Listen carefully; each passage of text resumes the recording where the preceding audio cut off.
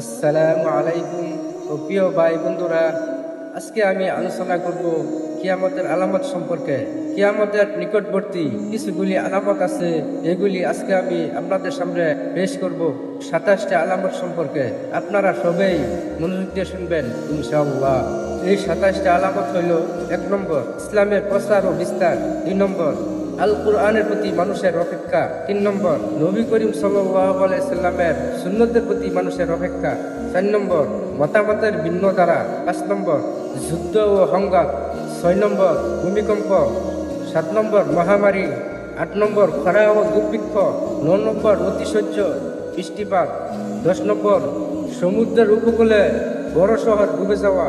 11 নম্বর, পাহাড়ের চূড়ায় দুর্গ নির্মাণ। 12 নম্বর, ব্যভিচারের ব্যাপক প্রসার। 13 নম্বর, টিপু হত্যা। 14 নম্বর, বড়দের প্রতি অসম্মান। 15 নম্বর, মিথ্যা ও প্রতারণা। 16 নম্বর, বিশ্বাসঘাতকতা। 17 নম্বর, সুদ ও জোয়া। 18 নম্বর, নারীর অসৎ আচরণ। 19 নম্বর, পুরুষের নারী সুলভ আচরণ। 20 নম্বর, নির্লজ্জতা। 21 নম্বর, বিজ্ঞান ও প্রযুক্তির অপব্যবহার। 22 নম্বর, প্রাকৃতিক সম্পদের অপচয়। 23 নম্বর, বৃহত্তর যুদ্ধ। 24 নম্বর, পৃথিবীতে আগুন। 25 নম্বর, দাজ্জালের আবির্ভাব।